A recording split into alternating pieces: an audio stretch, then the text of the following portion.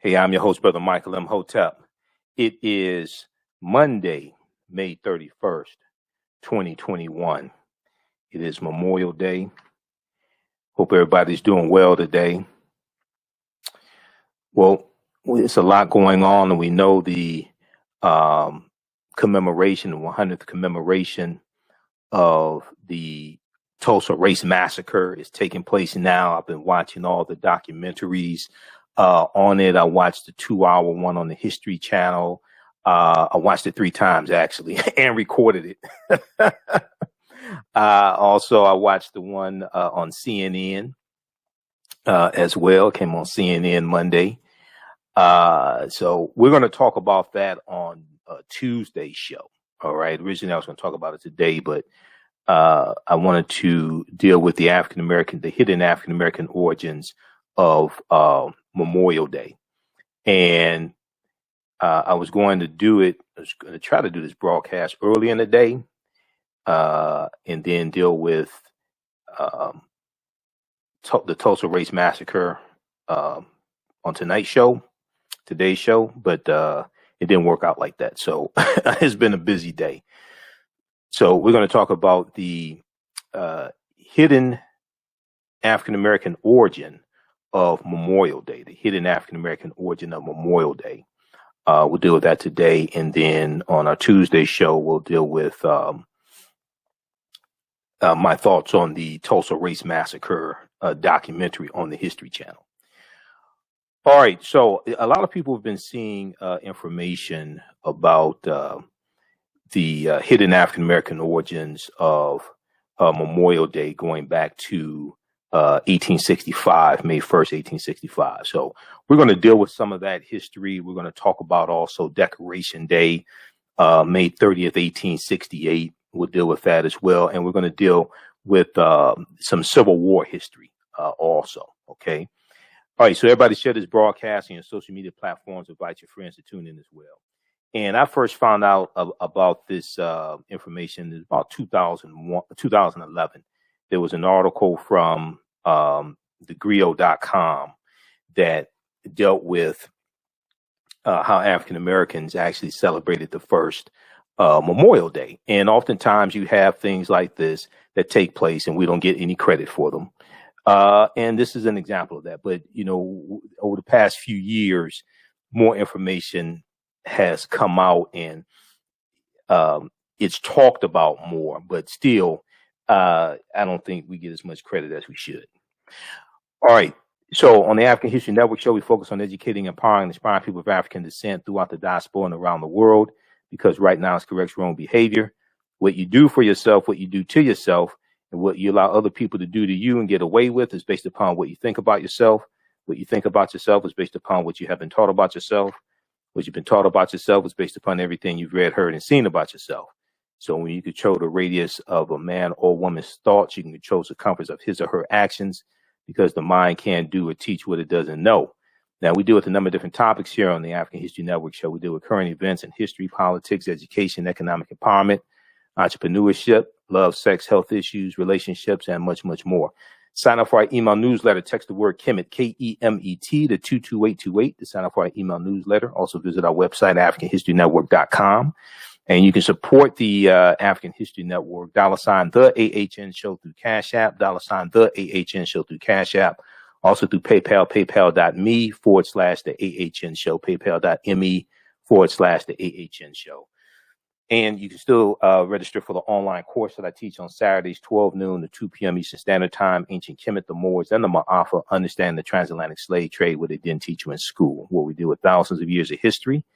It's a 9-week online course that I teach. So visit AfricanHistoryNetwork.com. We'll post a link here also. Okay, so when we deal with the history of Memorial Day, right, it takes us back to the U.S. Civil War. Now, Memorial Day is an American holiday observed on the last Monday of May, honoring the men and women who died while serving in the U.S. military. Memorial Day 2021 fell on May 31st, May 31st, the last Monday in May. Now, Memorial Day also marks the unofficial start of summer and is celebrated by cookouts, 3-day weekends, etc. Many people don't know that Memorial Day has its origins with African Americans at the end of the U.S. Civil War. Now, in 1966, the federal government declared Waterloo, New York, as the official birthplace of Memorial Day. This is before African Americans were getting any type of credit for having the first Memorial Day or the first Decoration Day. And this information really didn't surface until about 2011, okay, dealing with the African American influence. Now, so Waterloo, New York, which first celebrated Memorial Day, May 5th, 1866. Okay, May 5th, 1866 was chosen because it hosted an annual community-wide event during which businesses closed and residents decorated the graves of soldiers with flowers and flags. But even before that took place, even before then, the first Memorial Day celebration or the first Decoration Day was held by African Americans. Okay.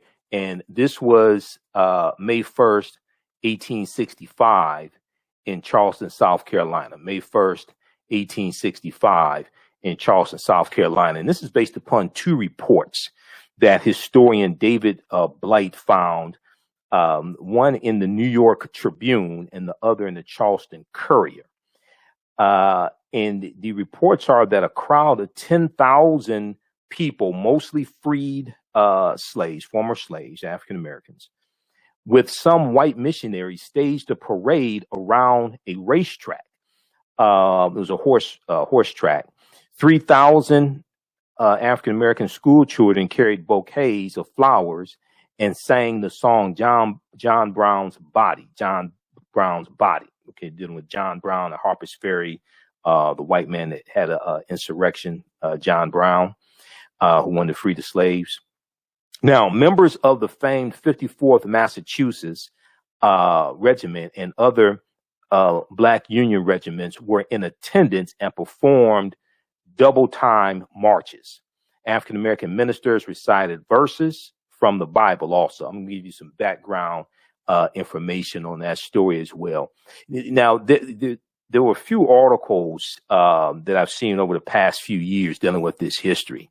I saw a lot of people circulating the one from Time Magazine. The one from Time Magazine actually came out in 2020. I read it when it came out. It's May 22nd, 2020. And it's the Overlooked Black History of Memorial Day. The Overlooked Black History of Memorial Day. Actually, they have a photograph of the 50th Regiment. Was it in here? The 50th Regiment? Okay, no, it's the one from history.com. Actually has a picture of the 54th Regiment. I'll show you that one. There's also one from history.com, the official website of the History Channel. One of the earliest Memorial Days was held by freed African Americans. One of the earliest Memorial Days was held by freed African Americans. And we'll flip over to this one also here. Okay.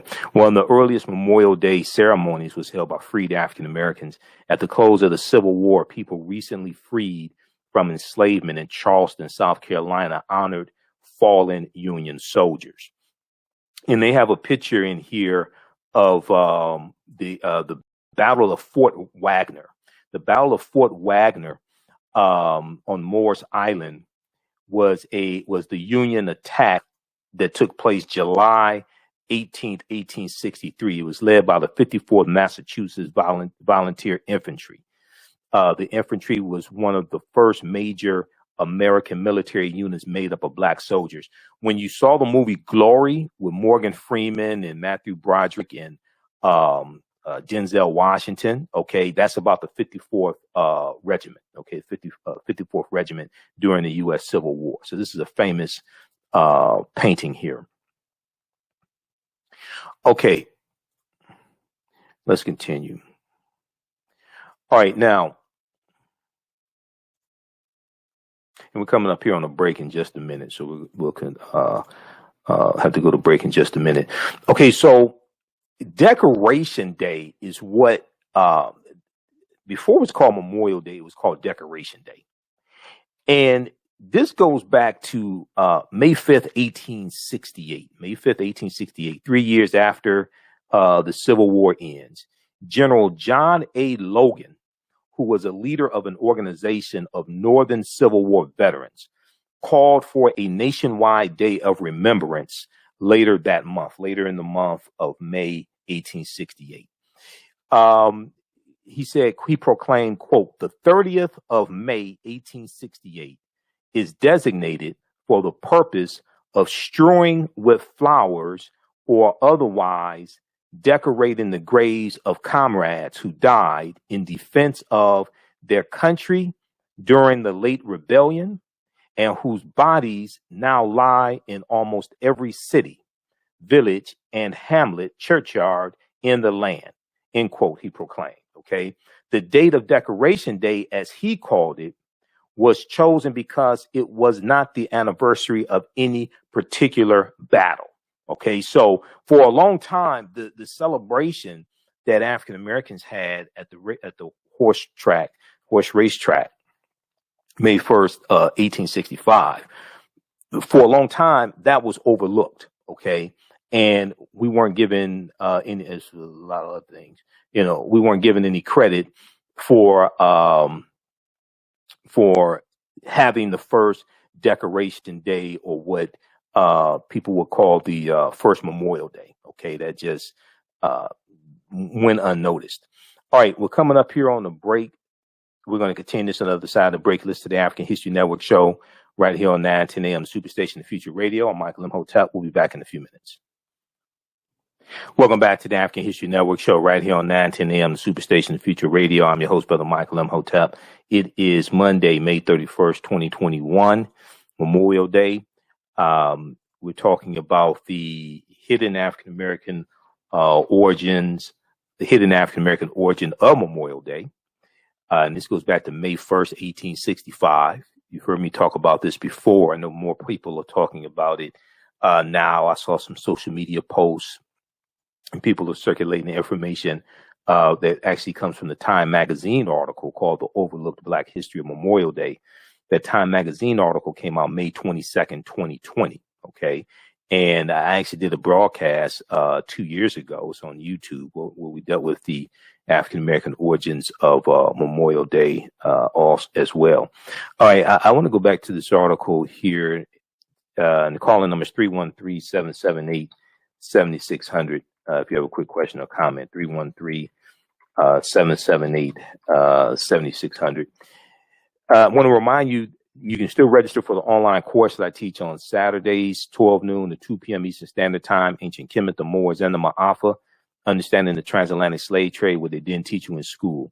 So we deal with thousands of years of history, and we deal with what led to the transatlantic slave trade taking place. It's a 9-week online course that I teach. When you scroll down the homepage of our website, you'll see the information for radio show. We're here 6 days a week, and you can listen to podcasts as well. You click right here. We have the information for the show. We have the flyer. Click right here to register here. It takes you to the next page. Click on enroll. We do the class live. All the sessions are recorded. If you miss anything, you can go back and watch it. You'll still have access to the course even after it's over. It's a 9-week online course. We deal with about 18 hours of teaching in total, 12 noon to 2 p.m. Eastern Standard Time. It's regularly $130. It's on sale now $60 since we're about halfway through the course. As soon as you register, you can watch the class we just did this past Saturday. Also, you can watch the class where archaeologist Nubia Wardford did the presentation for our class dealing with the origin of ancient Kush and the African queens of antiquity. Okay, so we dealt with some ancient African history as well. All right, we're going to post a link here or visit our website, AfricanHistoryNetwork.com. ancient Kemet, the Moors, and the Ma'afa understand the transatlantic slave trade, what they didn't teach you in school.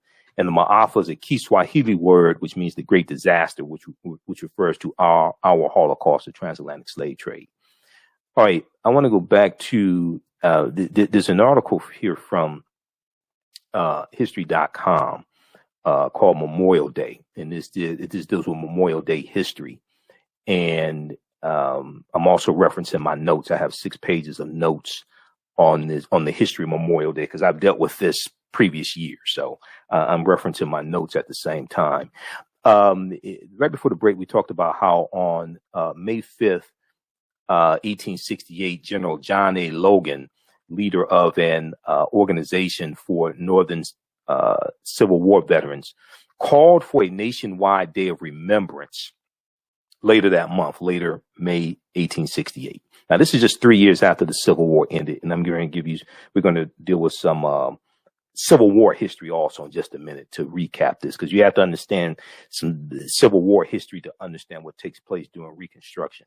Now, the 30th of May, 1868, he said, is designated for the purpose of strewing with flowers or otherwise decorating the graves of comrades who died in defense of their country during the late rebellion, and whose bodies now lie in almost every city, village, and hamlet, churchyard in the land, he proclaimed. Okay, so the date of Decoration Day, as he called it, was chosen because it was not the anniversary of any particular battle. It was not the anniversary of any particular battle. Now, on the first Decoration Day, or what white people acknowledged as the first Decoration Day, General James Garfield made a speech at Arlington National Cemetery, and 5,000 participants decorated the graves of the 20,000 Civil War soldiers buried there. All right. Now, originally, Memorial Day just dealt with the soldiers that died in the Civil War, because this is before World War I, before World War II, etc. Now it acknowledges all people, all soldiers who have died in the various wars, not just the Civil War. Okay. All right. Now, many northern states held similar commemorative events and reprised the tradition in subsequent years. By 1890, each one had made Decoration Day an official state holiday. By 1890, each state had made Decoration Day an official state holiday. Southern states, on the other hand, continued to honor the dead on separate days until after World War I. Okay, until after World War I. And I want to go back to this picture here of the 54th Regiment. Where's that one? Let me pull this up here just a second. Okay. 54th Massachusetts Regiment, July 1863. Okay, let's continue here.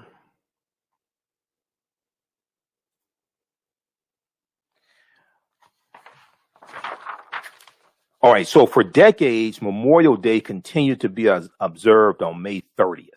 Okay, for decades, Memorial Day continued to be observed on May 30th, the date that General Logan had selected for the first Decoration Day.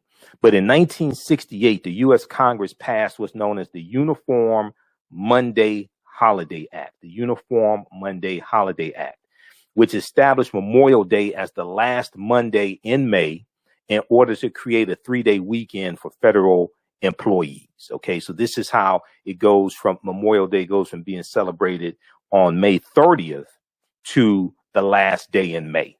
Okay, is known the U.S. Congress in 1968 passed what's known as the Uniform Monday Holiday Act. Okay, which established Memorial Day as the last Monday in May in order to create a 3-day weekend for federal employees. Now, this change went into effect in 1971. The same law also declared Memorial Day as a federal holiday. Now, if we look at briefly some Civil War history, to understand how all this is connected.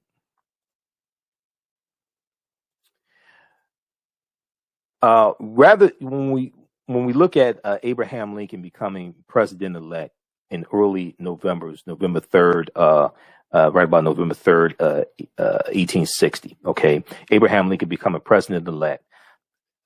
He was the candidate for a newly formed party called the Republican Party.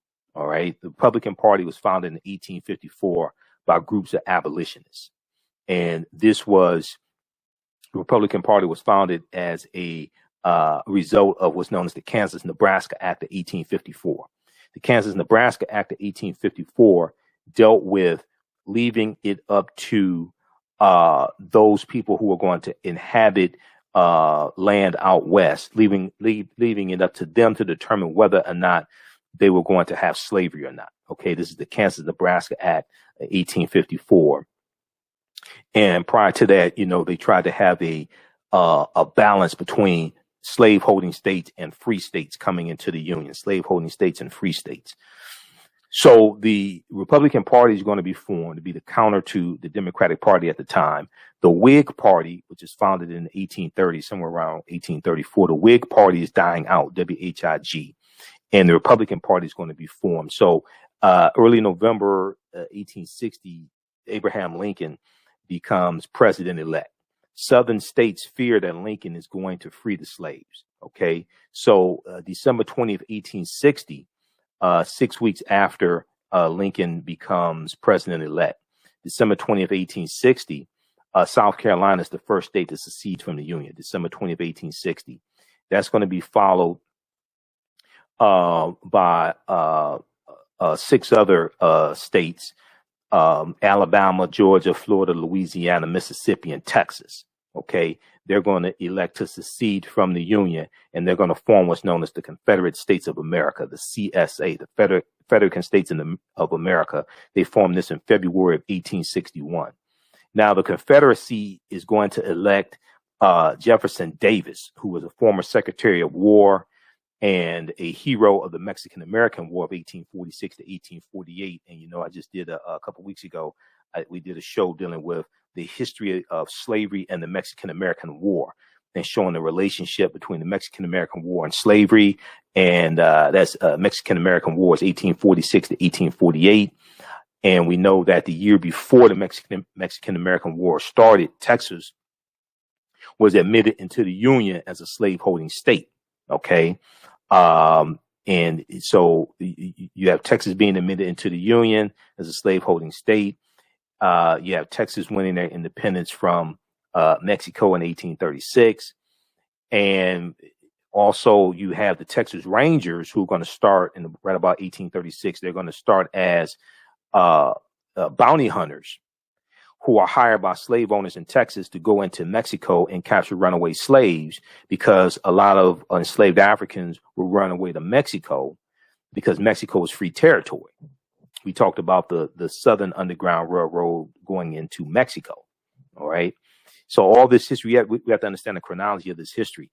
You're going to have what's known as the Compromise of 1850, which comprised of 5 congressional bills. One of those bills dealt with the Fugitive Slave Act of 1850, which allowed authorities up north to deputize white people to hunt down runaway slaves run away from the South, even though the North was free territory. And they could capture them, take them back into, return them to their masters, take them back into the Southern territory.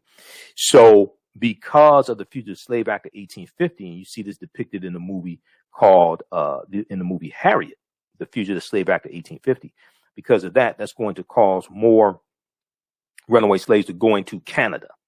And this is going to galvanize abolitionist forces again, even more so, the Fugitive Slave Act of 1850. Then you have Harriet Beecher Stowe, who writes the book Uncle Tom's Cabin in 1852, which is based upon the life of a runaway slave from Maryland named Josiah Henson. And Josiah Henson runs away with his family. They go into Canada. They run away on the Underground Railroad. They go into Canada. He becomes a Methodist minister and an educator and works on the Underground Railroad. Helps runaway slaves. He writes his autobiography. Harriet Beecher Stowe reads it, and she patterns the fictitious character of Uncle Tom after the real life man named Josiah Henson. All right. There's an episode of The Jeffersons that deals with the real Uncle Tom and Josiah Henson. And you have Louise Jefferson's cousin, I think it is, who's a butler. And he reads books in the white man he works for has a library in his home, and he reads books. And he schools George and Lionel on who the real Uncle Tom is. Okay, Josiah Henson. All right, so you have this taking place. That's 1852. The book Uncle Tom's Cabin comes out. It becomes an international bestseller. Sells 300,000 copies its first year. It exposes America to the real horrors of slavery, and it becomes banned in the state of Maryland. It becomes banned in the state of Maryland, where Josiah Henson is from. 1854, the Kansas-Nebraska Act of 1854 takes place. Later in 1854, also the Republican Party is going to be founded. All right, and then their candidate, November 1860, is going to win the presidency, Abraham Lincoln. Southern states think that Lincoln is going to free the slaves, so they start seceding from the Union. When you read their statements of secession, they tell you that slavery is essential to their way of life and essential to their wealth. Okay, so they're going to secede from the Union to maintain slavery and maintain their way of life and maintain their wealth. All right, they didn't do all this for states' rights. They did this for the right to maintain slavery, because they fear Lincoln is going to free their slaves, and they have billions of dollars invested in slaves. This is tied to their wealth. Okay, so let's continue here. So they're going to elect Jefferson Davis, white supremacist slave owner Jefferson Davis from Mississippi, as their president, okay, of the Confederacy. And they began organizing an independent government modeled after the U.S. Constitution, with caveats guaranteeing slavery. And on April 12th, 1861, at Fort Sumter in South Carolina, the Confederacy began fighting to assert its independence when Confederate troops fired on Fort Sumter in Charleston, South Carolina, the Charleston, South Carolina harbor. Now, soon after this, the states Arkansas, North Carolina, Tennessee, and Virginia are going to join the Confederacy as well. So in the Civil War, you're going to have 620,000 soldiers who are killed, approximately 2.4 million served. Somewhere around 186,000 or so. Some sources say 200,000 African Americans are going to serve in the U.S. Civil War as well. Okay, and if you read the article from, let me see, if we look at the one dealing with, which one is this? From the, okay, we look at the one, the earliest Memorial Day, dealing with African Americans, from history.com. You have that one. They have some good information in there. And then also, let's pull up the one from the other one from history.com dealing with the history of Memorial Day. Let me see. I think they have this in here as well. Just a second. I want to pull this up. Okay.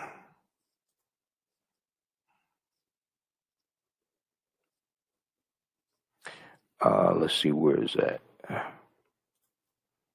want to see which article had that information in. Okay.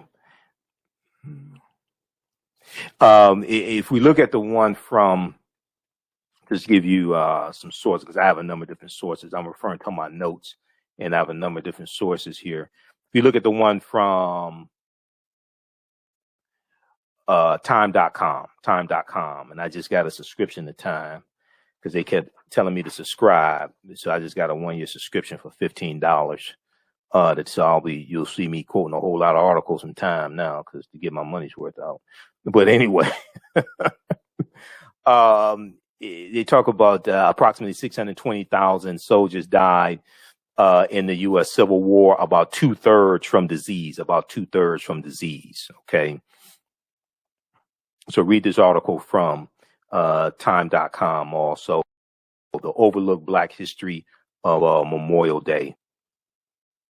Now, this photo right here, this is a picture. Make sure this is up on the screen share. This photo right here,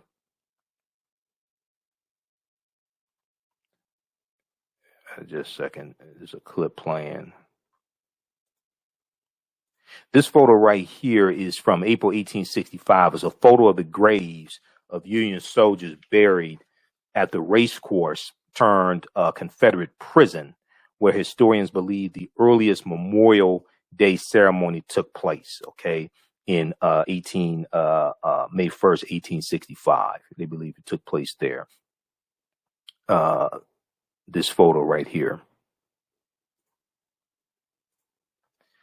All right, let's continue.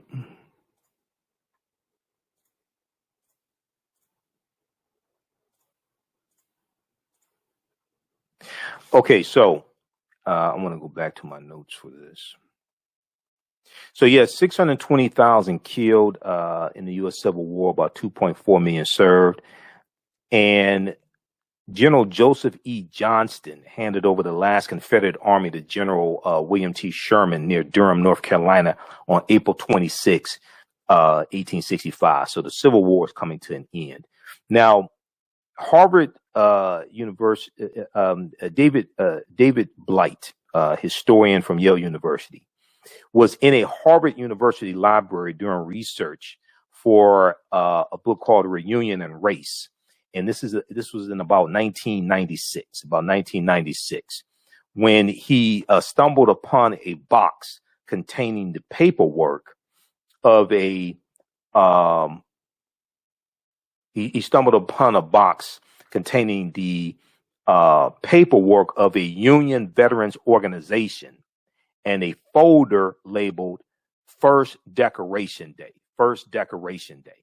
Now, this information found there led him to South Carolina's former Washington Racecourse and Jockey Club. Okay, Washington Racecourse and Jockey Club, which was a prestigious horse racing track that was turned into a prison for Union soldiers. All right, so the Confederacy is going to hold Union soldiers at this racetrack turned prison. Okay, and you're going to see this take place during the Civil War. They have to find places to hold prisoners. Okay, Union troops, Confederate troops, they have to find places to hold prisoners. So they have to have these makeshift prisons. All right. And then I want to flip over here to the article from history.com. One of the earliest Memorial Day ceremonies was held by free African Americans.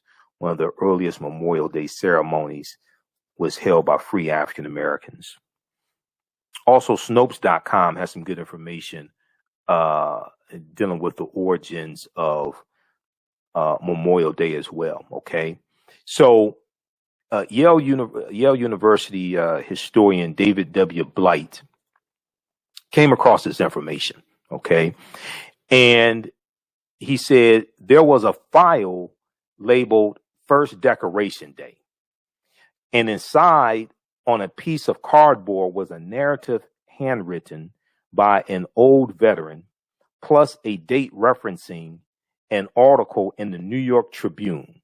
The narrative told the essence of the story that I ended up telling in my book of this march on the racetrack in 1865. So the racetrack in question, and here's a picture of it, the clubhouse at the Charleston racetrack where the 1865 Memorial Day events took place. Okay. The racetrack in question was the Washington Racecourse and Jockey Club in Charleston, South Carolina. In the late stages of the U.S. Civil War, the Confederate Army transformed the formerly posh country club into a makeshift prison for Union captives.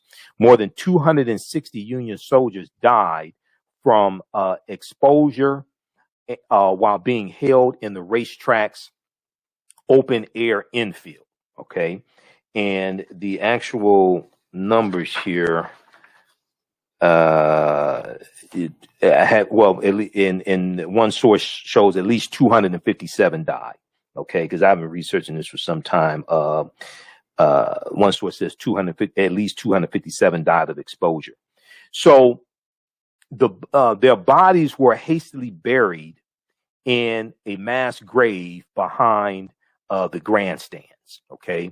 The bodies were hastily buried behind a mass grave behind the grandstand, in a mass grave behind the grandstands. Now, some 28 African-American workmen went to the site, reburied the Union dead properly, and built a fence, built a high fence around the cemetery.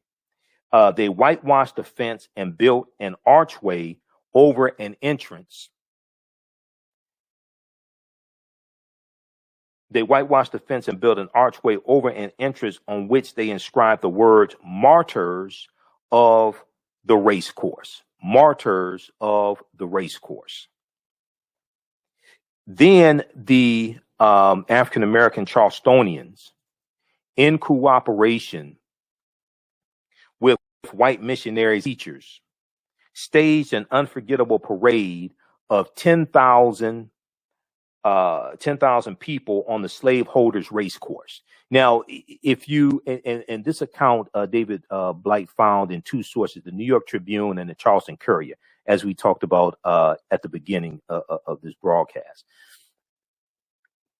If you go back and watch the broadcast I did earlier this month, dealing with the Kentucky Derby, and how African Americans were the first winners of the Kentucky Derby, Oliver Lewis, and we know we're in the Triple Crown season. Okay. So the Triple Crown, the three most coveted races in horse racing, the Triple Crown consists of the Kentucky Derby, the Preakness, and the Belmont Stakes. 9:10 a.m. the Superstation WFDF is going to air the Belmont Stakes on June 5th. Also, we'll go to the phone lines in just a minute here. They're going to air the Belmont Stakes on June 5th, and I'll bring up the actual information here. But those are the three coveted races in horse racing. And African Americans, we were winning all those races. We know the first Kentucky Derby was ran in 1875, and it was won by an African American man who was 19 years old named Oliver Lewis. Okay, it was ran in May 1875. 9:10 a.m. Superstation WFDF is going to air the Belmont horse race on Saturday, June 5th, 2021, 5 p.m. to 7:18 p.m. 5 p.m. to 7:18 p.m. So you can listen on 9:10 a.m. Superstation WFDF. You can also download the iHeartRadio app and search for 9:10 a.m. Superstation WFDF. You can listen to the Belmont Stakes horse race. All right, let's continue. So you see, all this history is connected. And we know a lot of the first jockeys, horse racing, we see goes back to slavery. And even in England, we see them, the wealthy, being involved in horse racing. But a lot of the first jockeys in this country are going to be African-American male slaves. All right. And we see this carry over into who's winning the Kentucky Derby. Jimmy Wingfield and Isaac Murray and Alonzo Lonnie Clayton. A lot of 13 of the 15 jockeys who ran in that first Kentucky Derby in 1875 were African-American jockeys. And we got pushed out of horse racing, just like the real history of the first Decoration Day or the first Memorial Day has been hidden and suppressed, just like for 50 years, the history of the Tulsa Race Massacre was hidden and suppressed. Okay. For a long time, the dominance of African-American jockeys in horse racing was hidden and suppressed as well. Okay. So we have to resurrect this history. We have to remember, we have to put these pieces back together, just as the 13 pieces of Osiris' body or Osiris's body were put back together, as we talked about in our Saturday class this past Saturday, just as they were put back together and he was resurrected. We have to do the same thing with this history. Okay, let's go quickly to the phone lines. Let's go to line 1. We have Teddy on line 1. Teddy, welcome to the African History Network show. Thanks for holding. Tell us where you're calling from.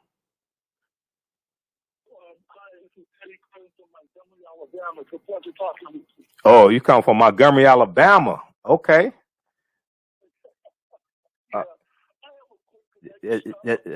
That's where the Montgomery bus boycott took place. But go ahead. What'd you say? When did it become established as a holiday? Well, we see it. We okay.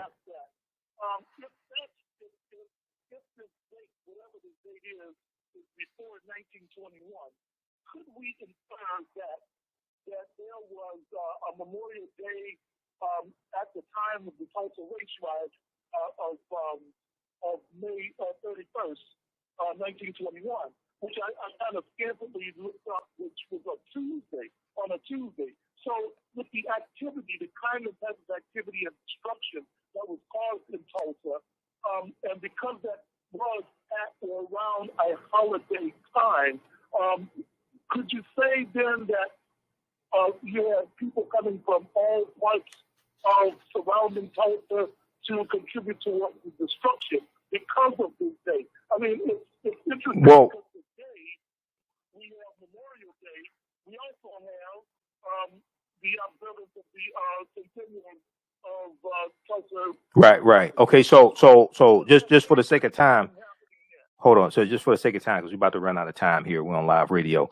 Back at that time, by 1890, most states had their own. By 1890, most states were celebrating their own Decoration Day. It was still being commemorated on May 30th at that time. Okay, it hadn't switched to the last Monday in May that is signed into law in 1971. Okay, the Uniform Holiday Act. So it was probably May 30th. Okay, it's probably May 30th at that time. You're going to have a large Ku Klux Klan influence. The Ku Klux Klan instigated the sentiments and things like that. So you have to you probably had some white people coming from outside of Tulsa, but you had enough inside Tulsa to do the damage. Okay, because you had a rising force in the Ku Klux Klan. Okay, you had about 1,000 Klan members there in Oklahoma. I can't remember if it was exactly Tulsa. They had 1,000, but you're going to have a rising number of Ku Klux Klan members also. Okay, but the Memorial Day or the Decoration Day, that ain't what really set this stuff off. This stuff was brewing with Tulsa, and this goes back to the Red Summer of 1919, 2 years prior, when after the World War I, and you had 25 major race riots across this country. When these white men come back home from serving in the military, they can't find jobs, and the jobs are being filled by African Americans and immigrants who were here. And you're going to have these racial tensions explode with 25 major race riots in 1919. And also at the same time, you had the great pandemic, the Spanish flu pandemic of 1918 taking place, which went into 1919 also. All right. And you're going to have these white men who are upset because they can't find jobs. And then you have this wealth in North Tulsa and Black Wall Street. Okay. And the Ku Klux Klan is going to instigate these tensions. We're going to talk about this more on Tuesday's show. All right. Because it's also suspected that the attack was planned. The way all this came together, it's also suspected that this attack was planned as well. But it's important for us to understand, and you call back to tomorrow's show. We're here Monday through Friday, 11 p.m. to 12 midnight Eastern Standard Time. It's important to understand that we rebuilt Black Wall Street after the 1921 Tulsa Race Massacre. By 1926, it was thriving. Dr. W.B. Du Bois visits and writes about how it's thriving again. We rebuilt it. It's prosperous in the 1950s and 1960s. It's going to be the expressways that come through starting in about 1970. Interstate 244 and US 75 freeway. They're going to come through and wipe out businesses. Homes are going to be taken. African-American homes are going to be taken by eminent domain. So after we rebuilt, Black Wall Street is prosperous again. And some accounts are that it was better than the first time, but the expressways are going to come through and destroy it. Okay. That's federal dollars. That's federal dollars. All right. Those watching on our Facebook fan page, The African History Network, The African History Network, and my YouTube channel, Michael Imhotep, keep watching. We're going to keep broadcasting for a few more minutes. We're out of time here on 910 AM, the Superstation WFDF. Right now, it's correct wrong behavior. It's not over till we win. Wakanda forever. We'll talk to you tomorrow. Peace. All right, stand by. We're going to keep going. How's everybody doing? If you like this type of information, you can support the African History Network, $ the AHN Show through Cash App, $ the AHN Show through Cash App, also through PayPal, paypal.me/the AHN Show, paypal.me/the AHN Show. This helps us to keep broadcasting 6 days a week, keep doing the research, pay some of the bills, etc. All right. Also, I'll be in Atlanta, June 18th through the 20th for the Juneteenth Festival. Okay, the Juneteenth parade, Atlanta Parade and Music Festival at Centennial Park, 9th annual Juneteenth Festival, Centennial Olympic Park, Friday, June 18th through Sunday, June 20th. Okay, I'll be doing presentations there. I'm speaking Saturday and Sunday at the amphitheater, and I also have a vendor booth there as well. Okay, the Juneteenth Festival. So be sure to check me out there. Visit the website. JuneteenthATL.com. JuneteenthATL.com. And let me pull this up here.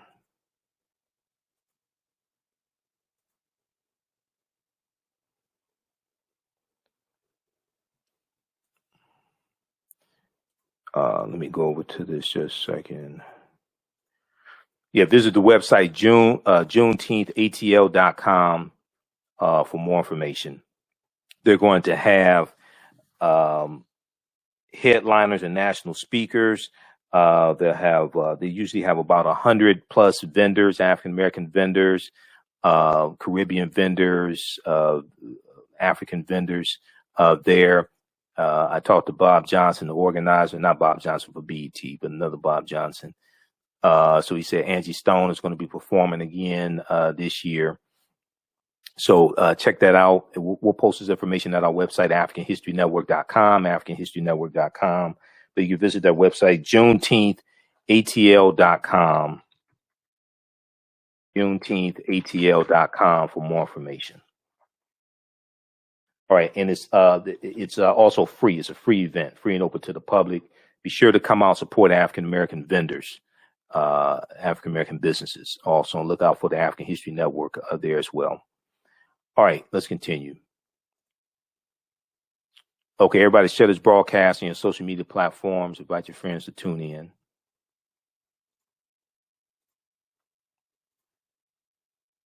All right, let's continue. For those who just joining us, we're dealing with the hidden African-American origin of Memorial Day. So we see the clubhouse at the race course where Union soldiers were killed. This is in 1865 in Charleston, South Carolina.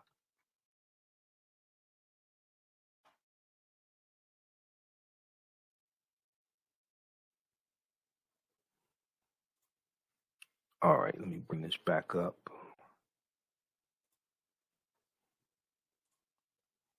Okay, so let's continue. So you saw Black Charlestonians, African American Charlestonians, in cooperation with white missionaries and teachers, staged an unforgettable parade of 10,000 people on the slaveholders race course. 10,000 people on the slaveholders race course.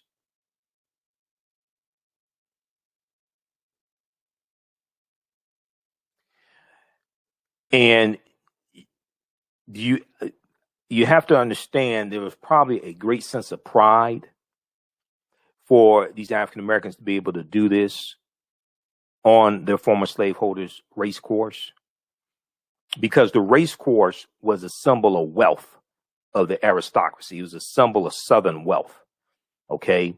And, during slavery, a lot of African American boys or young men were forced to be jockeys, and it can be something dangerous. You had, cases where they were killed, injured, being jockeys. Okay. So it's probably a great sense of pride for them to be able to have this march on a symbol of wealth that the white aristocracy had in the South.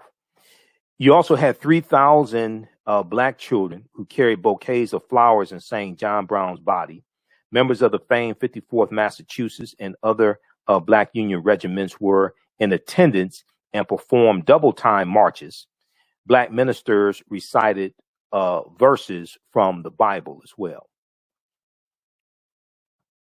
And I'm going to flip back over to this article here from history.com, which deals with one of the earliest Memorial Days, And then we see the Battle of Fort Wagner on Morris Island in the 54th Regiment. This is a Union attack, took place July 18th, 1863, led by the 54th Massachusetts Volunteer Infantry.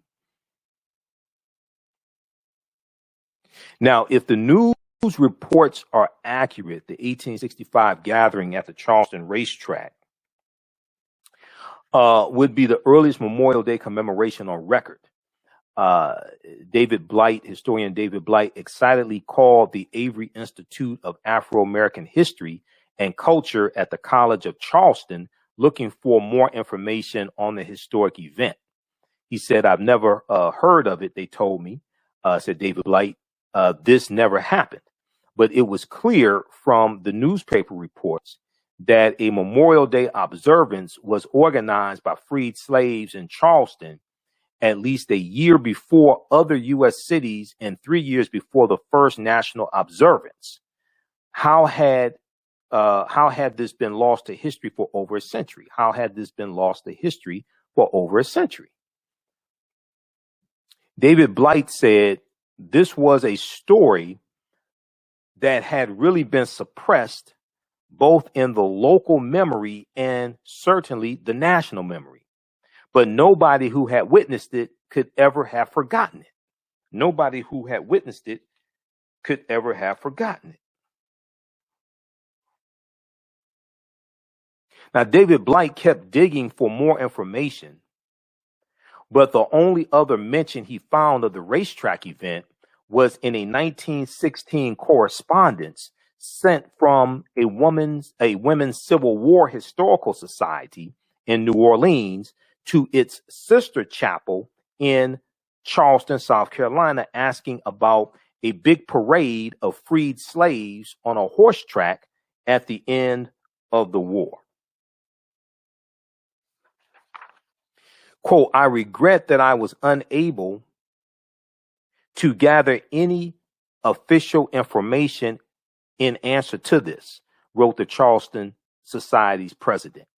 "I regret that I was unable to gather any official information in answer to this." Now, David Blight said that's such a telling statement. The woman who wrote the letter may not have known about it, but the fact that she didn't tells the story. Okay, so there appears to be a concerted effort to suppress this history. It appears there was a concerted effort to suppress this history. Now, I'm referring to my notes here because I have 6 pages of notes, and I'm citing different sources. So after 50 years after the Civil War ended, someone at the United Daughters of the Confederacy asked the Ladies Memorial Association of Charleston to confirm that May 1st, 1865 tribute occurred, and received a reply from S.C. Beckwith, the initials S.C. Beckwith. Quote, I regret that I was unable to gather any official information in answer to this, end quote. So this is who responded to David Blight, okay? S.C. Beckwith. Now, whether Beckwith actually knew about the tribute or not, David Blight argues the exchange illustrates, quote, how white Charlestonians suppressed from memory this founding, end quote. And let me, okay, I think that's from the Time magazine article. Hold on, just bear with me, because I have like 4 or 5 different sources. I have 6 pages of notes, and it's typed up. Okay, I have 6 pages of notes dealing with this history. So I want to go to the actual citation for this to show you this here. So just bear with me here for a minute. This would be down here. This is from this article from Time magazine, and this would be S.C. Beckwith right here. Okay, let's go to this, because I like to be precise with the history as much as possible. But since I have the citation in front of me, I want to go actually to it. Okay, right here. About 50 years after the Civil War ended, this is from the Time magazine article entitled The Overlooked Black History of Memorial Day. The Overlooked Black History of Memorial Day. About 50 years after the Civil War ended, someone at the United Daughters of the Confederacy asked the Ladies Memorial Association of Charleston, South Carolina, to confirm that the May 1st, 1865 tribute occurred, and received a reply from one S.C. Beckwith. S.C. Beckwith. Quote, I regret that I was unable to gather any official information in answer to this, end quote. Now, whether S.C. Beckwith actually knew about the tribute or not, David Blight, historian David Blight from Yale University, argues the exchange illustrates, quote, how white Charlestonians suppressed from memory this founding. How white Charlestonians suppressed from memory this founding.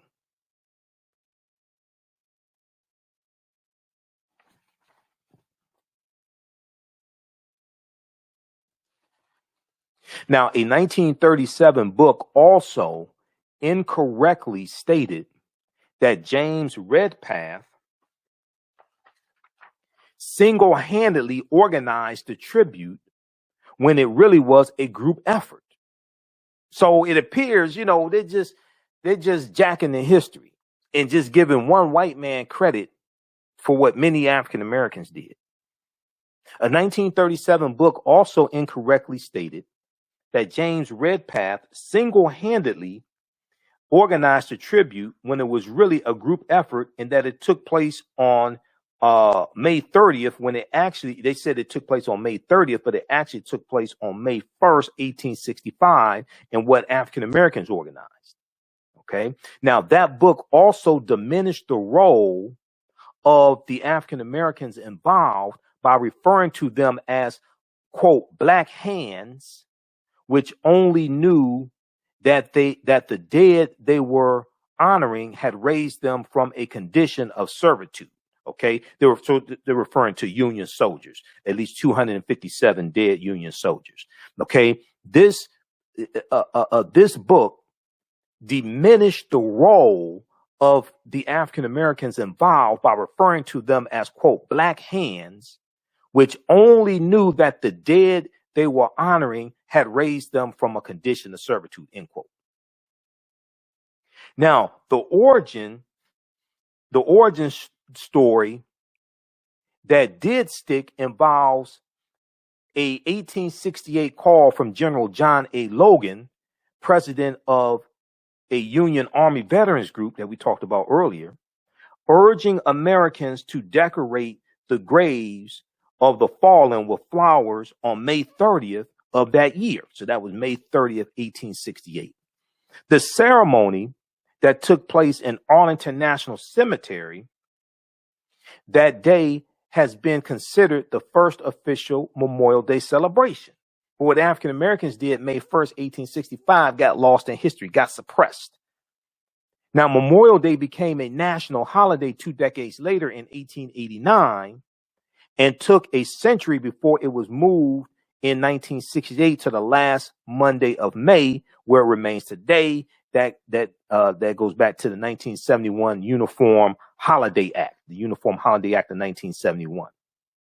According to historian David Blight, Hampton Park, named after Confederate General Wade Hampton, replaced the gravesite at the Martyrs of the Racecourse, and the graves were re-entered in the 1880s at a national cemetery in Beaufort, South Carolina. The fact that free African slaves, Memorial Day tribute is not as well remembered is emblematic of the struggle that would follow as African Americans fight to be fully recognized for their contributions to American society continues to this day. The fact that the freed slaves Memorial Day tribute is not as well remembered is emblematic of the struggle that would follow as African Americans fight to be fully recognized for their contributions to American society continues today.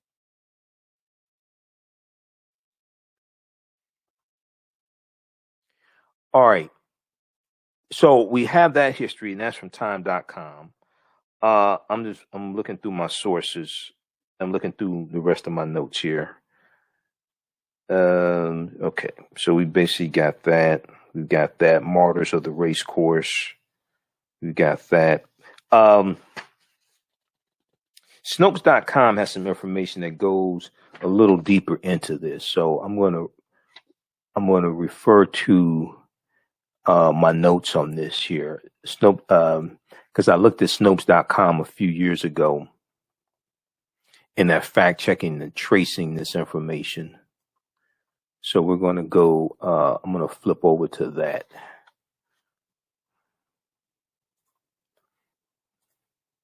So just a second here.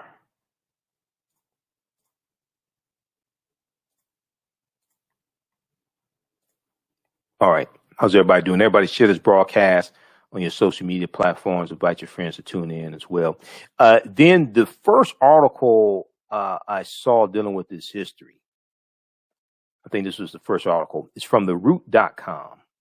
Theroot.com. And this is one of the sources for my notes also. Memorial Day, blacks were first to celebrate, scholar says. Memorial Day, blacks were first to celebrate, scholar says. This article is from May 27th, 2011. May 27, 2011. And it talks about Yale history professor David Blight and the research he was doing and coming across this information and coming across a folder labeled First Decoration Day. Okay. So this was the first article, if I remember correctly, that I saw dealing with this history. And then year after year, you start having a little bit more history coming out. Time Magazine wrote their article May 2020. And then the one from history.com dealing with one of the earliest Memorial Day ceremonies was held by freed African Americans. That article was not written until 2019. So each year I would read the regular article they have dealing with Memorial Day history and left out the African American influence. They wrote this one here originally May 24th, 2019, and it's updated May 10th, 2020. So the root.com was far ahead of the History Channel, history.com, dealing with the African American roots of Memorial Day. Then Black America Web picked this up, 2011, 2012, news1.com. They all had articles, but they were far ahead of history.com.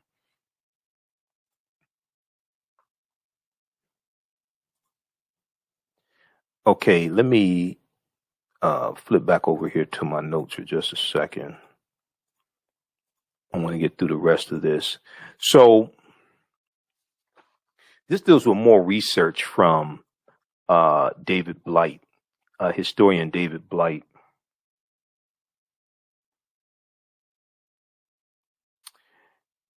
Let's see here. So this deals with the first Decoration Day, May 1st, 1865 in South Carolina. African Americans founded Decoration Day at a graveyard of 257 Union soldiers labeled Martyrs of the Racecourse, May 1st, 1865 in Charleston, South Carolina. The first Decoration Day, as this event came to be recognized in some circles in the North, involved an estimated 10,000 people, most of them former slaves. During April of 1865, 28 African American men from one of the local churches built a suitable enclosure for the burial ground at the racecourse. In some 10 days, they constructed a fence 10 feet high, enclosing the burial ground, and landscaped the graves into neat rows. And I want to go back to that picture of the photo of the graves. And I think we have it. That's the racetrack. The article from Time magazine shows the graves here.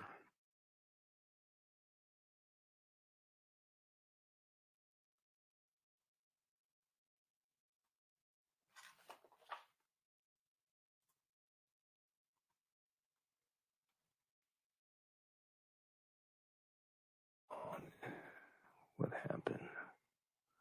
Okay, the article from Time magazine shows the graves. I want to flip back over to that.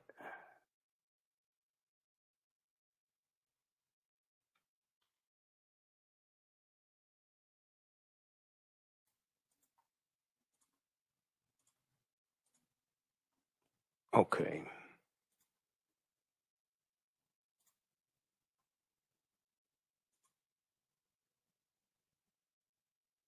An April 1865 photo of the graves of Union soldiers buried at the racecourse turned Confederate prison, where historians believe the earliest Memorial Day ceremony took place.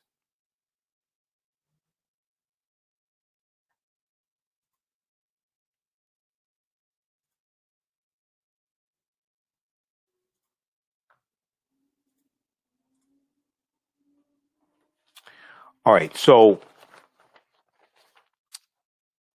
during April 1865, 28 African American men from one of the local churches built a suitable enclosure for the burial ground at the racecourse.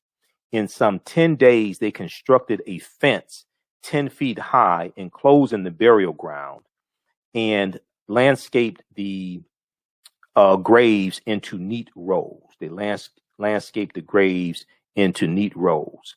The wooden fence was whitewashed and an archway was built over the gate to the enclosure. On the arch, painted in black letters, the workmen inscribed Martyrs of the Racecourse. Martyrs of the Racecourse.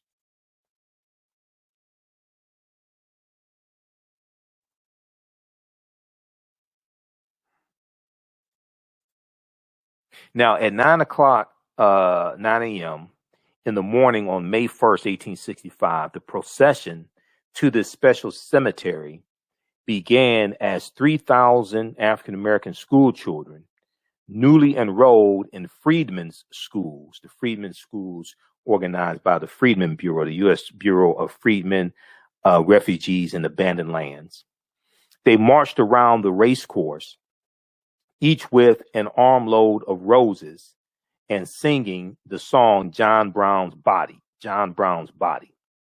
The children were followed by 300 African-American women representing the Patriotic Association, a group organized to distribute clothing and other goods among the freed people.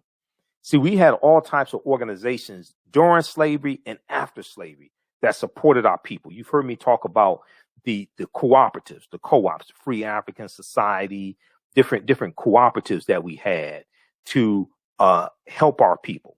We had them during slavery and we had them after slavery as well. Okay, I'm going to flip over to this other picture here of the clubhouse.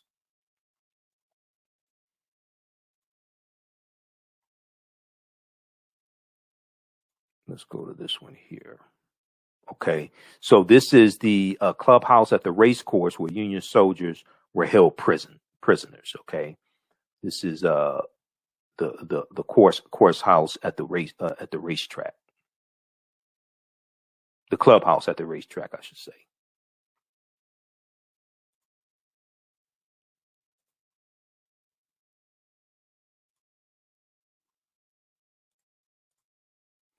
All right, so and I'm gonna grab Dr. Jessica Gordon Nembhard's book right here, Collective Courage,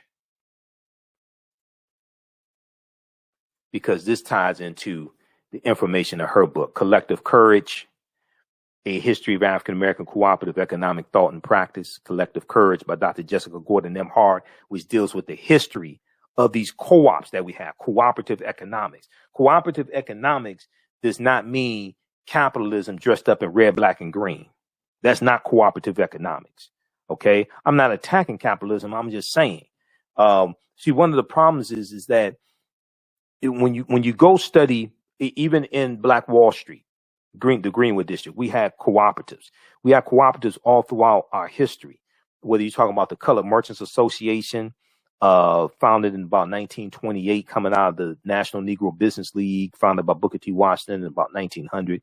Where you talk about the Colored Farmers Union, 1886 in Texas, it grew to have about 1.2 million members.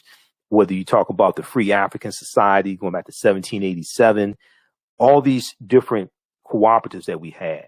We were raising money to bury people. We were raising money during slavery. You had cooperatives that would raise money to buy people out of slavery, to buy people's freedoms, buy people's freedom.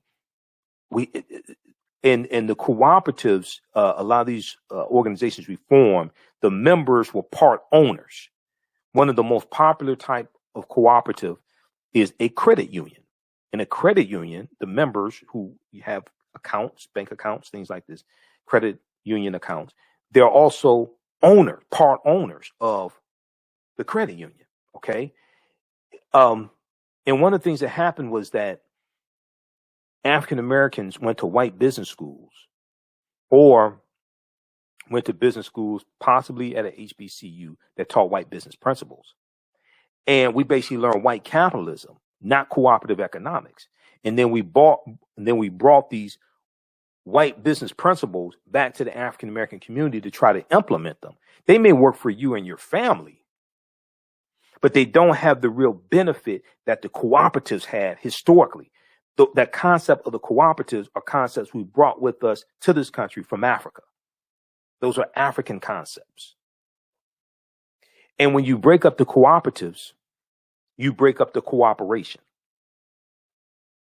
When you break up the cooperatives, you break up the cooperation between African Americans largely, and you're using white business principles. Okay. And that doesn't work for us historically. It may work for you and your family, but it doesn't benefit the community. It doesn't have the same benefit that the cooperatives had. So Dr. Jessica Gordon Nembhard breaks all this stuff down in her book, Collective Courage.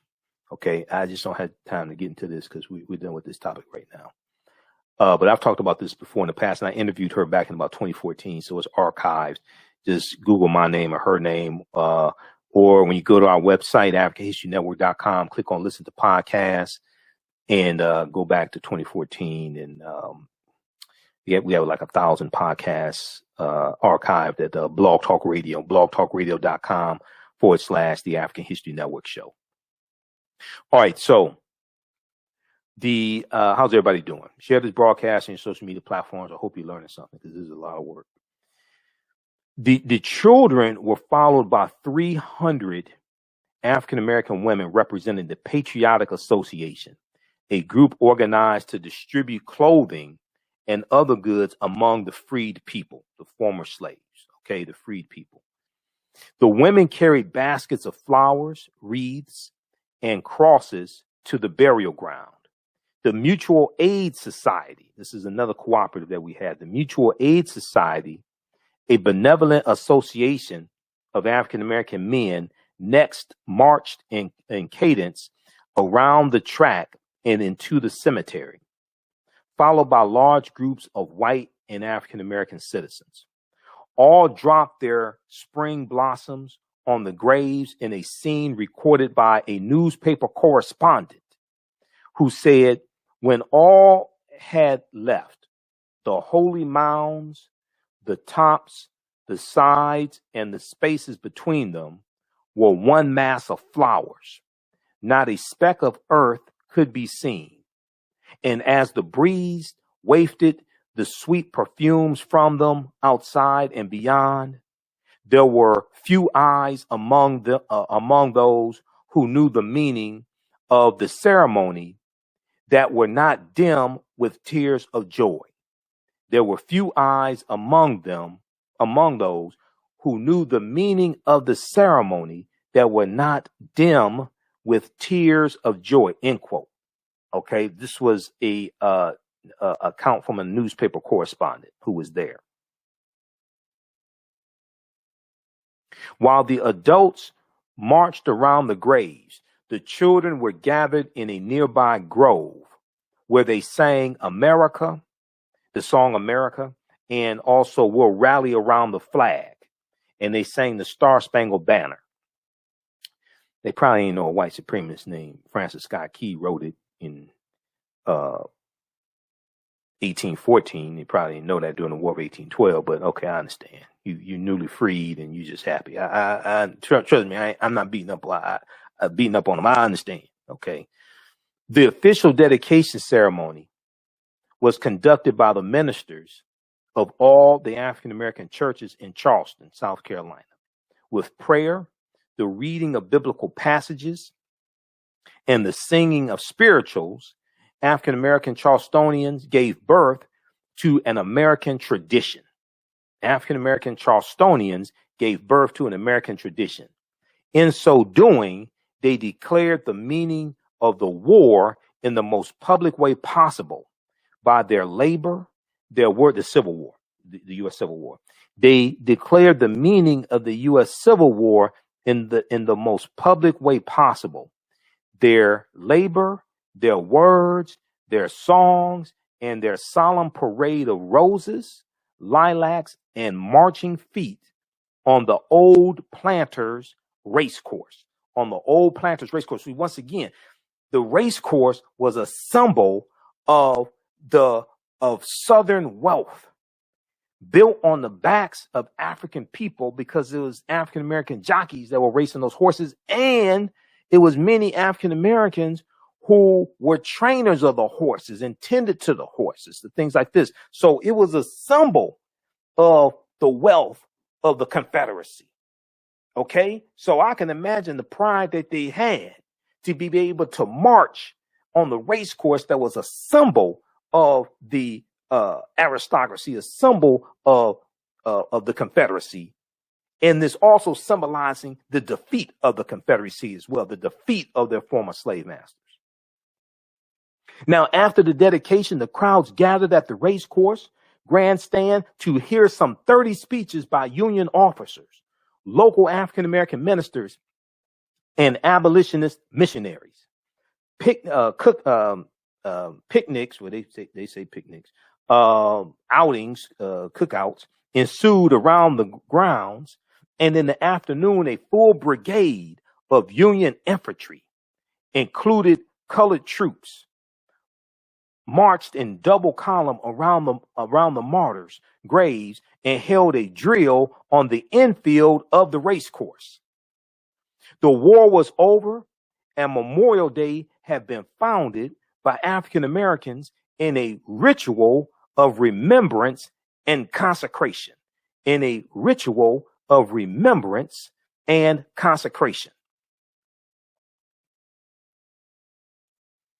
I want to bring up this picture here of African American Union soldiers.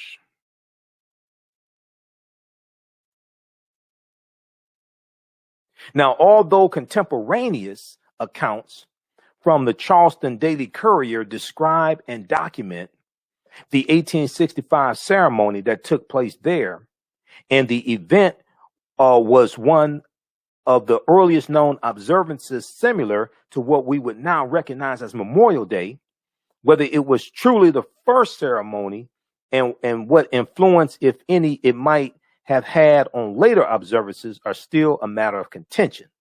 Professor Blight termed it the first Memorial Day, and appears to be the first Memorial Day. This was I forgot which year to see this from Snopes.com, but it appears to be this took place before the one in 1868, but it's not clear that the one May 1st, 1865 influenced the one in May 1868 that General Logan called for. It's not clear that there's a connection between the two, but the one in 1865 took place first. Professor David Blight termed it the first Memorial Day because it predated most of the other contenders, but he noted he has no evidence that it led to General Logan's call for a national holiday in 1868. Quote, I'm much more interested in the meaning that's being conveyed in that incredible ritual than who's first, end quote, David Blight said, historian David Blight said, but African Americans did it first, though. Okay. Now, when we look at the evolution of Memorial Day as Decoration Day gradually came to be known, originally honored only those who lost their lives while fighting in the Civil War.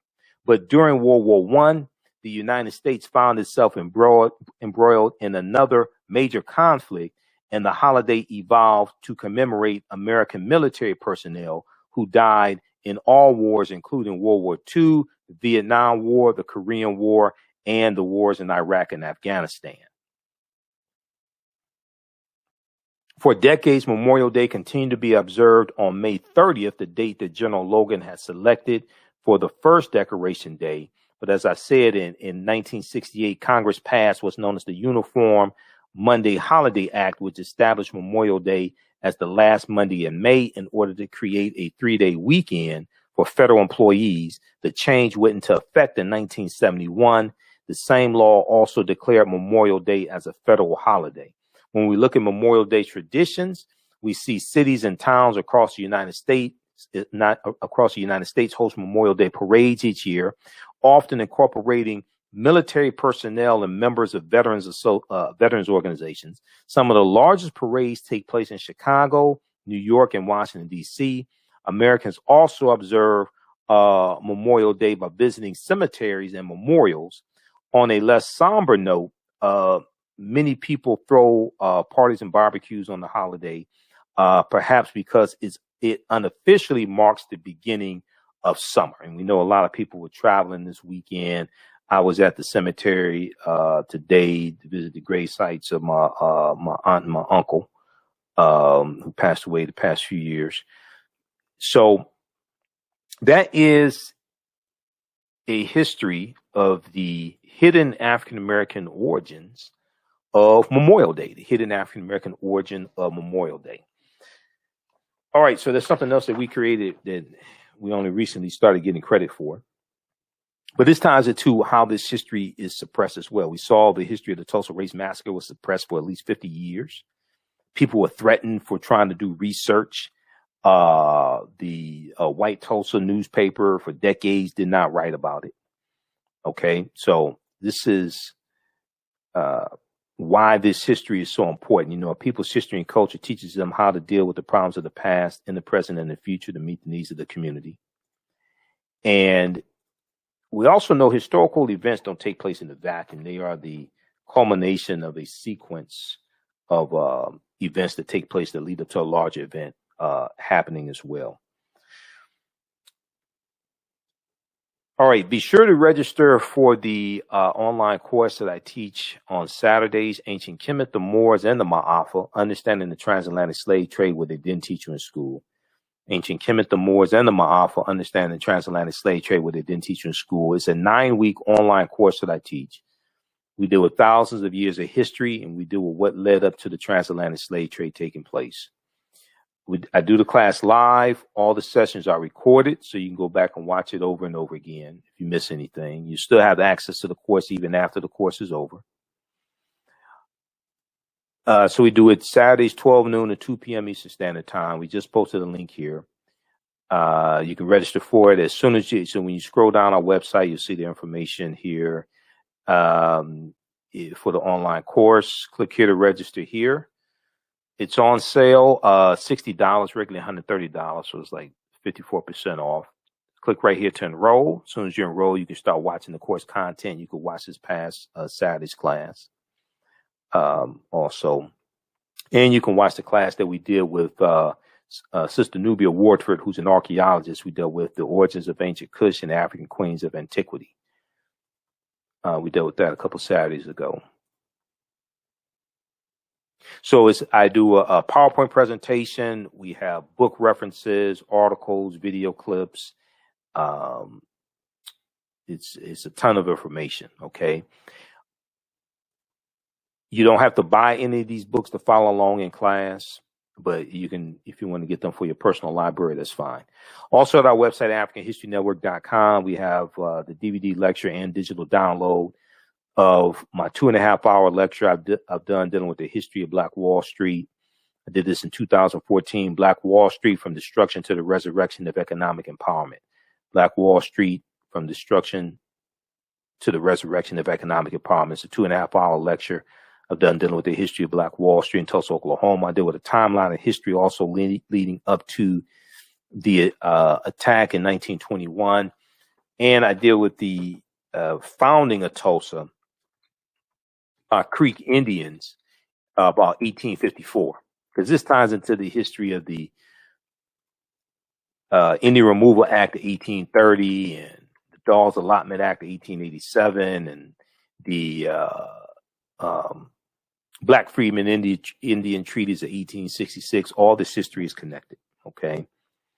So I'm going to post a link here. We have that on sale as well. And then all my lectures are available at our website, AfricanHistoryNetwork.com, AfricanHistoryNetwork.com. We have bundle packs also. This is Black Wall Street from Destruction to the Resurrection of Economic Empowerment. Like I said before, we rebuilt Black Wall Street after the 1921 massacre, but the expressways are going to come through and destroy it really for good. So it used to have like 35, 36 blocks of businesses. Now you have one block of Black-owned businesses. That's what's left there in Greenwood. Also, we have the 15 DVD bundle pack of my lectures, the Michael Imhotep Black History Month DVD bundle pack. And you click right here, order here. It takes you to the next page. It's not loading properly. Here we go. And it shows you what's in the bundle pack. I have 3 of my lectures dealing with the film Black Panther, which is a deep movie and incorporates a lot of African culture and language and spiritual systems. We have a presentation I did dealing with the history of Black History Month, African American History Month, breaking the chains while we celebrate Black History Month. I have one dealing with Malcolm X, why is he still relevant 50 years later. One dealing with the distortion of Dr. King's legacy, presentation on the 3/5 Compromise of 1787 and the history of the Electoral College and how it works, the racist history of the white national anthem and the Pledge of Allegiance, A double lecture that I did with Dr. David Imhotep, author of the book, The First Americans Were Africans, Documented Evidence. We did a double lecture here in Detroit back in 2013. So you get that as well. So there's a ton of information here. Also, you get Great African Women in History, the Mothers of Civilization. Great African Women in History, the Mothers of Civilization. So I deal with some well-known and not so well-known African women in our history from all different time periods. This one right here is a really, really good presentation. African American resistance in the era of Donald Trump, voter suppression, reparations, and how elections have consequences. I deal with so much in that presentation. Also, this one here, Ancient Kemet, the winter solstice, and the history of Christmas. So I deal with the pre-Christian origins of Christmas. It takes us back to ancient Kemet, ancient Egypt. We deal with the winter solstice festivals that took place on or around December 25th.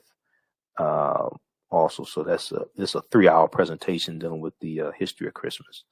So that's at our website, AfricanHistoryNetwork.com also. And then this 6 DVD bundle pack, Black Migration 1619 and 2019. We have this in a DVD and digital download format. So this one, I deal with the history of Juneteenth, the real history of Juneteenth. That's a 3-hour presentation. Also, we have Black Migration 1619 to 2019. Black Migration 1619 to 2019. We deal with that 400th year anniversary of 1619. I deal with the Red Summer 1919. There's a lot of information there. This presentation here, African Americans, ancient Africans in America before Native Americans, Columbus, or slavery. And let me see which one. Let's go back here. You can probably see it better. Then there's a 3-hour presentation that deals with the little known history of why African Americans switched from the Republican Party to the Democratic Party. And I deal with the Southern Strategy of 1928, called the Lily White Movement of 1928, which is an effort to push us out of the Republican Party. And we started slowly going over to the Democratic Party because they were more receptive to our issues, more receptive to our needs. So a lot of people don't know about the Lily White Movement in 1920. They think we switched over because of the Civil Rights Act of 64 and the Voting Rights Act of 65. 2/3 of African Americans had already switched over to the Democratic Party by 1960. 2/3 of us had already switched over. Okay. And so I deal with that history. That's a 3-hour presentation. This one here deals with when Black men dominated horse racing and how organized effort forced them out. This deals with the history of African American jockeys and how we used to dominate horse racing, win Kentucky derbies and things like this. And this one here, 6 principles of political self-defense, understanding how public policies and laws affect the economic conditions of African Americans. That's a deep presentation. There are actually 2 lectures on that. There are 2 lectures that you'll get there. Okay, so we posted that here, Black Migration 1619 to 2019. We have that in DVD format and digital download format. That's at AfricanHistoryNetwork.com. I have like 40 of my lectures there. Okay, and a lot of them we have in digital download format also. Okay, we got this one, Ancient Kemet, the Winter Solstice, and the History of Christmas. So this is all at AfricanHistoryNetwork.com, our website. Let me see, what was that? And and we're going to post this one here. This deals with I posted Black Migrations, and this is the 15 DVD bundle pack also here. Okay, posted that. Let me post Black Migrations, and we talked about why we switched over from the Republican Party to the Democratic Party. A lot of people are commenting on the post that I did a couple of days ago dealing with Malcolm X's speech, the Ballot of the Bullet. And let's see, let's pull this up here. Okay. As I've said before, Malcolm delivered the Ballot of the Bullet 3 times that I know of. March 29th, 1964. and April 3rd, 1964, and April 4th, 1964. April 3rd, 1964, Corey Methodist Baptist Church in Cleveland, Ohio. And April 4th, 1964, in Detroit, King Solomon's Baptist Church in Detroit. A lot of people quote Malcolm. I hear people quote the speech, but they haven't read the entire speech. And you have to study the trajectory of Malcolm's life to really understand the speech also, and what was taking place at that time as well. Read all three versions of it. But the first one, March 29th, 1964, in Washington Heights, New York, that may be one of the most important ones right there. And then you have to read Malcolm's speech, By Any Means Necessary, June 28th, 1964. And that's after he comes back from Mecca. The Ballot of the Bullet was before he went to Mecca. Okay, it's late March 64. And it's right after he officially separates from the Nation of Islam. He officially separates from the Nation of Islam March 8th, 1964. Okay. If we look at this here, I'm going to pull this up. We'll look at this briefly, then we have to get out of here. Number one, in the speech, Malcolm X uses the term African Americans. So, for some reason, people think that Reverend Jesse Jackson invented the term African American, which he did not. And I've said that before. I'm going to flip over here to this post that I did. You also have to read the book Martin Malcolm in America, A Dream or a Nightmare by James H. Cone to really, really understand this. Okay, so I did this post. It's actually early Monday morning, 12:30 a.m. Monday morning, May 31st. And some of you all saw this post that I did. Let me see. It's got 427 likes so far.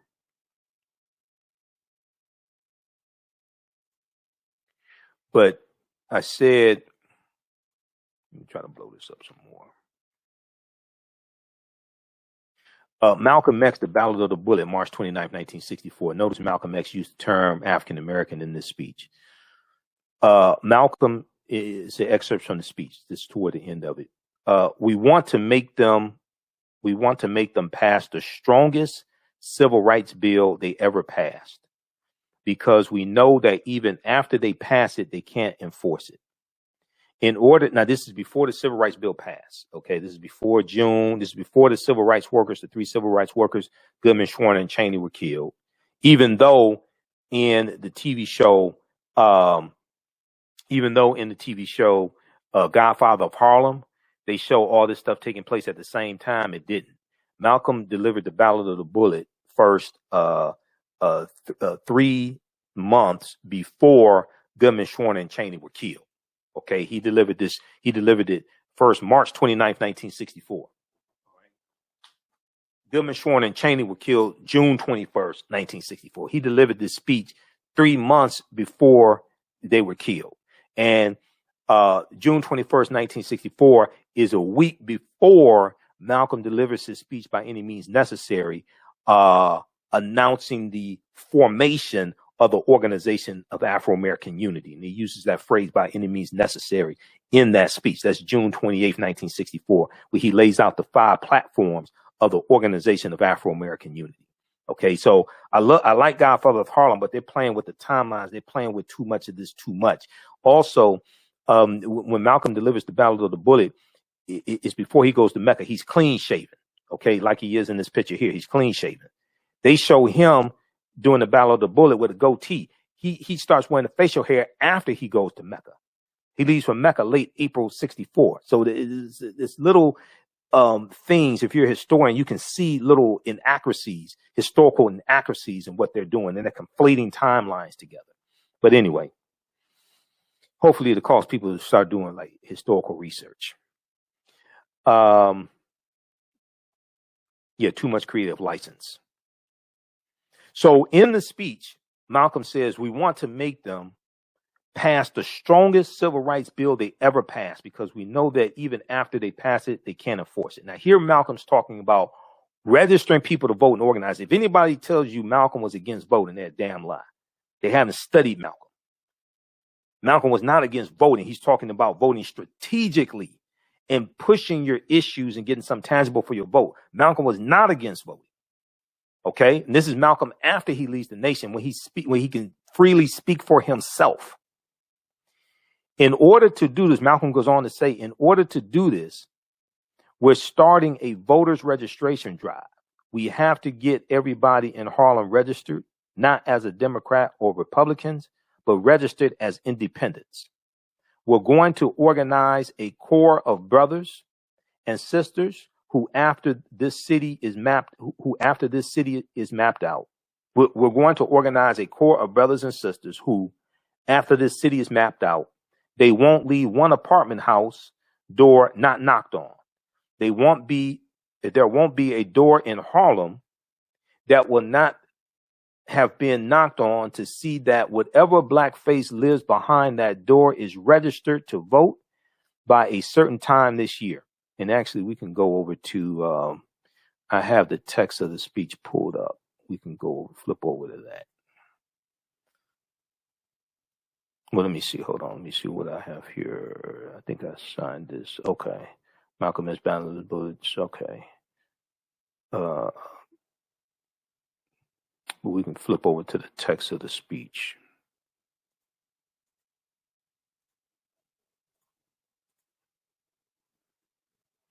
You scroll down. Last two paragraphs.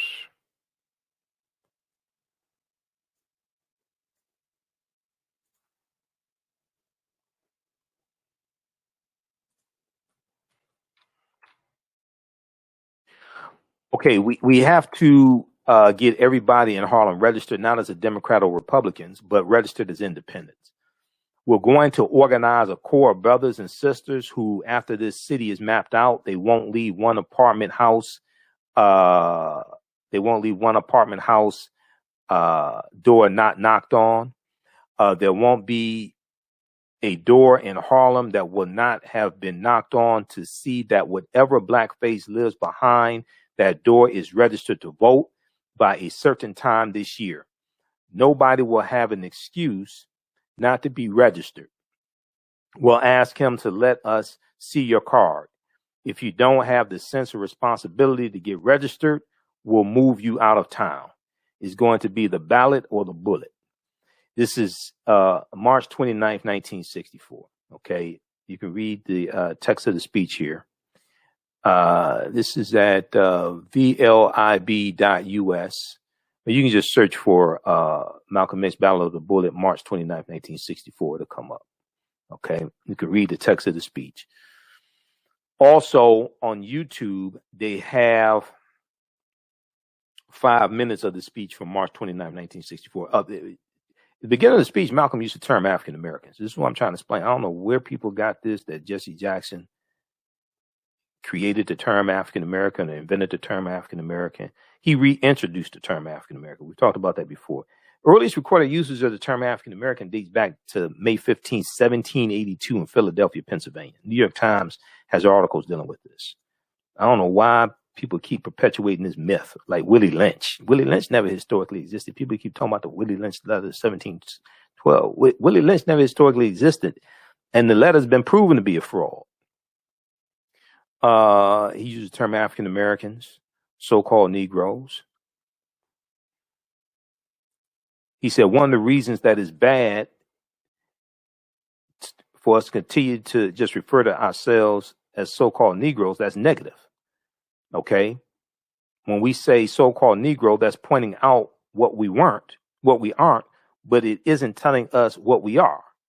We are Africans, and we happen to be in America. Okay? We're not Americans, we're Africans who were formerly kidnapped. Okay? our forefathers weren't the Pilgrims. We didn't land on Plymouth Rock. The rock landed on us.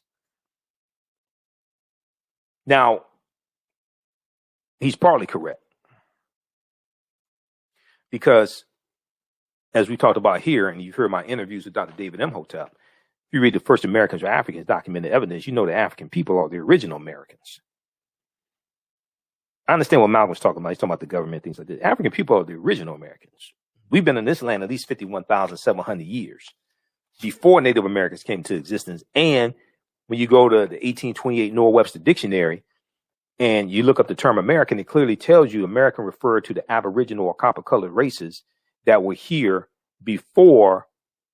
This is who Europeans found when they got here, when they got to the Americas. The Aboriginal copper-colored races. Well, those were African people and Native Americans who were here when Europeans got here. So the term American originally did not refer to Europeans. It referred to who they found in the Americas when they got here. Well, who was that? So the original Americans are African people. Europeans are not the original Americans.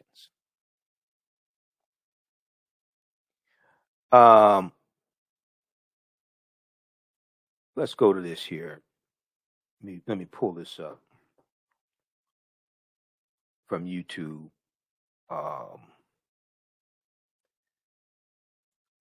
Facebook may flag me, hopefully not, but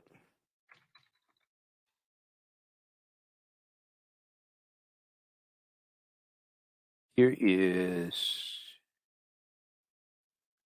let me pull up. I'm going to pull up the Ballot of the Bullet.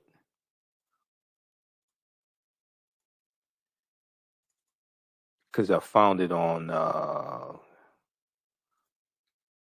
YouTube. It's about 5 minutes I found on YouTube. I was looking at it today. How's everybody doing watching us on YouTube as well? How you all like this type of information? African Americans, or so-called Negro. One of the reasons that it is bad for us to continue to just refer to ourselves as so-called Negro, that's negative. When we say so-called Negro, that's pointing out what we aren't, but it isn't telling us what we are. We are African, and we happen to be in America. We're not American. We are people who formerly were Africans who were kidnapped and brought to America.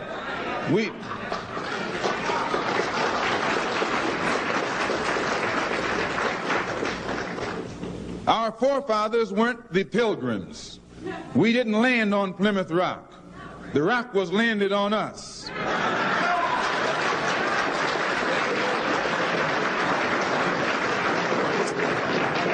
We were brought here against our will. We were not brought here to be made citizens. We were not brought here to enjoy the constitutional gifts that they speak so beautifully about today. And because we weren't brought here to be made citizens today, now that we've become awakened to some degree and we begin to ask for those things which they say are supposedly for Americans, they look upon us with hostility and unfriendliness. So our unwanted presence, the fact that we are unwanted, is becoming magnified in all of America's preachments today. In the United Nations, you have poor nations and rich nations. They say that the most powerful bloc in the UN are the African Asian bloc. These are the poor nations. Yet they carry more weight in this political body than the nations do who have all the money. Why? Because no matter how wealthy America is, she only has one vote. No matter how wealthy Russia is, she only has one vote. Whereas all the poor nations in Africa who have just emerged into independence, they have each a vote too. And they stick together and are able to outmaneuver the rich nations. This is by having independence and the right to vote in the political world body, it has enabled the dark nations to band together and use the strength of their ballot to force the wealthy nations, which are the white nations, into giving more independence to other nations who are still under their jurisdiction. You and I have to look at this and understand this. that the ballot is as powerful as the bullet. Now, if you and I leave it up to the moderate Negro leaders, they'll be able to trick it up and make the world think that they passed something that doesn't really mean anything. So what you and I have got to do is get involved. You and I have to be right there breathing down their throat. Every time they look over their shoulder, we want them to see us. We want to make them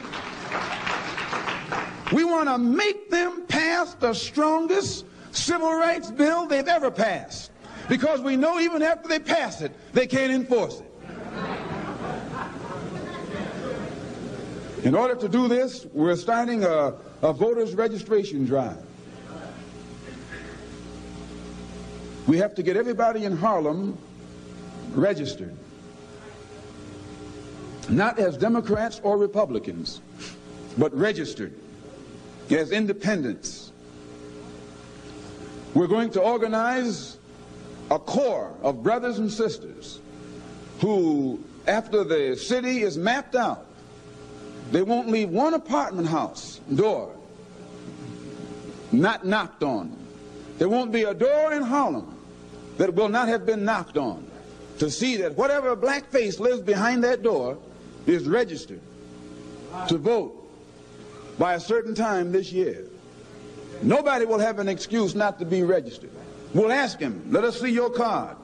If you don't have the sense of responsibility to get registered, we'll move you out of town.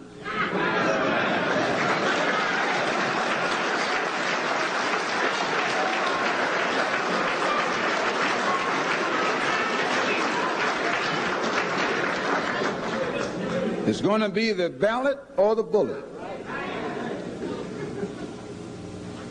After we get our people registered, we can then organize that voting strength and channel it in the direction that will get immediate results for the benefit of our people. We can sweep our enemies right out of office, but we will not be able to do it sitting around talking about select and elect your own candidates. All right. So that's an excerpt of the Ballot of the Bullet. There's a partial transcript there that I was showing you.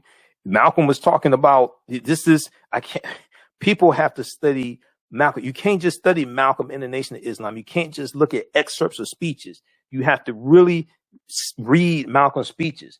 You got to read this book here by James H. Cone, Martin Malcolm in America, A Dream or a Nightmare. And James H. Cone shows how, and James H. Cone is known as the father of black liberation theology. He shows how toward the end of Dr. King's life and Malcolm X's life, their ideologies are converging. You study Malcolm, you study Dr. King, 66, 67, and 68. Okay. And Dr. King was always a revolutionary. Dr. King used to own guns until they arrested and convinced him to get rid of his guns. Dr. King tried to get a concealed pistol license in 1956 in Montgomery, Alabama. All right. People don't read. Okay. This is why you got to read, this nonviolent stuff to get you killed, how guns made the civil rights movement possible, by Professor Charles E. Cobb Jr. Hold on, I just had that book. You got to read Dr. King's books. Dr. King wrote 5 books. I'm listening to what people are saying about Dr. King. I can tell they never read any of his books, probably never read any of his papers, any of the King's papers, anything like that. Where do we go from here? Chaos or Community? He wrote this in 1967. This is his last book. Okay. Where do we go from here? Chaos or Community? Then this one here from, where's that Malcolm X speech? Hold on. I had books arranged for the class on Saturday. This is, this nonviolent stuff to get you killed, how guns made the civil rights movement possible. This is by Professor Charles E. Cobb Jr., which deals with how civil rights leaders own guns and how it was Negroes with guns protecting civil rights workers and protecting civil rights workers protesting and things like this. Okay, if it had not been for Negroes with guns, there would not have been a civil rights movement. They talk about Reverend Fred Shuttlesworth owning guns. They deal with Fannie Lou Hamer, Rosa Parks' husband, Raymond Parks, owned guns. All different types of things like this. Is a whole history dealing with how guns made the civil rights movement possible. it was ostensibly nonviolent on the surface, but it was Negroes with guns that made the civil rights movement possible. It was Negroes with guns that made the civil rights movement possible. Then this one right here, Malcolm X Speaks, edited with prefatory notes by George Brightman. This one right here. This has a lot of speeches from Malcolm. Majority of them are after he leaves the Nation of Islam. Now, the version of the Ballot of the Bullet they have here is from April 3rd, 1964 at Corey Methodist Church in Cleveland, Ohio. But that's good. That's good as well. He uses the term African American in April 3rd, 64 as well. Now, this is before he goes to Mecca also. So you have to study the trajectory of Malcolm's life. Okay, it's the same thing with Dr. King. People try to hold Malcolm in suspended animation like Captain America. Same thing they do with Dr. King. They try to hold Dr. King in suspended animation August 28th, 1963, the March on Washington. And don't even understand the speech that was originally called Normalcy Never Again. Then the speech was called A Canceled Check. And it's later, years later, going to be called I Have a Dream. That's not what the name of the speech was when he delivered it. And the speech is about dismantling white supremacy and dismantling white supremacy and racism and holding America accountable for a promissory note that they gave us 100 years prior in 1863 with the Emancipation Proclamation. Then when we take that promissory note to the bank, the deposit is marked insufficient funds. So we got to do this research. I'll talk about some of this in Atlanta at the Juneteenth Festival. I'm speaking there on Saturday, June 19th and Sunday, June 20th. Juneteenth Festival. Visit Juneteenth, JuneteenthATL.com, JuneteenthATL.com. All right, look, we have to get out of here. You can support the African History Network, $, the AHN Show through Cash App, $, the AHN Show through Cash App, also through PayPal, paypal.me/the AHN Show, paypal.me/the AHN Show. When you do it through Cash App, be sure to type in $, the AHN Show, SHOW. Okay.